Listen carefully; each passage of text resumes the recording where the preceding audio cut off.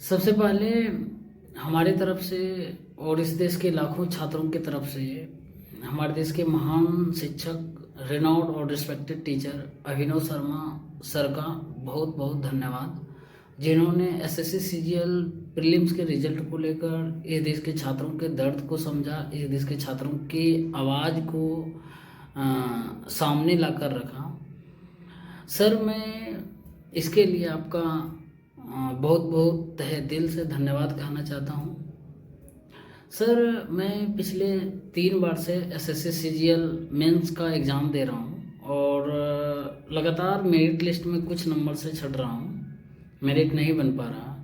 इस बार भी 2024 का एसएससी सीजीएल का प्रीलिम्स का एग्ज़ाम दिया। उसके बाद कुछ दिनों के बाद आंसर की आया सर, और आंसर की में जब मैं अपना मार्क्स कैलकुलेट किया तो मेरे मार्क्स 141 बन रहे थे, रॉ मार्क्स 141।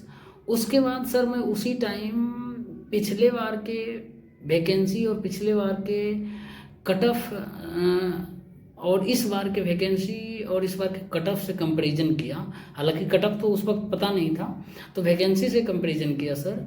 तो मुझे लगा कि पिछले बार 7,500 वैकेंसी था और कट ऑफ जो है 145 नंबर गया था, और इस बार जो है उसके डबल से भी ज़्यादा वैकेंसी है, 17,500।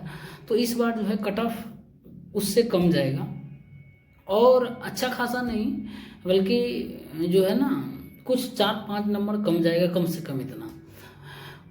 उस उम्मीद में सर, उस एक आशा की किरण में उसी टाइम सर मैंने सीजीएल मेंस की तैयारी में पूरी जान जीत के साथ लग गए थे। अपना पूरा 100% एफर्ट कर रहे थे कि इस बार जो है ना कम से कम चौथा बार में एक सीट पक्का कर लें और इस बार जो है रिजल्ट ले लें। वैकेंसी भी ज़्यादा है तो ये अच्छा अपॉर्चुनिटी है। उसके बाद सर जब अभी कुछ दिन पहले सीजीएल प्रीलिम्स का रिजल्ट आया तो मैंने अपना रोल नंबर डाला उसमें, और तो वहाँ पर मेरा नहीं था, मेरा रिजल्ट नहीं हुआ था। उसके बाद सर उस वक्त मुझे भरोसा नहीं हो रहा था कि सच में मेरा रिजल्ट नहीं हुआ है।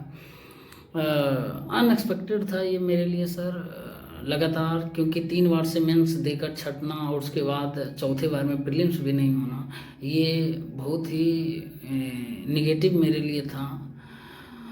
उसके बाद सर सबसे बड़ी बात ये है कि जब कुछ दिनों के बाद मार्क्स दिखाया गया, रिलीज किया गया, तो मैंने मार्क्स देखा, मेरा मार्क्स रॉ 141 था और नॉर्मलाइजेशन करने के बाद मेरे 142 मार्क्स बन रहे थे। यानी बढ़ाने के नाम पर, नॉर्मलाइजेशन के नाम पर सिर्फ 1 नंबर बढ़ाया था।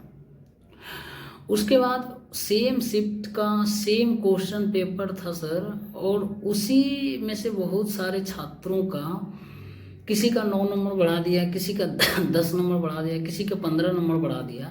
तो ये और मेरे लिए मुझे झटका देने का, मतलब ये जब सुने न्यूज़ तो मुझे पूरा मतलब भरोसा नहीं हो रहा था कि ये क्या हो गया।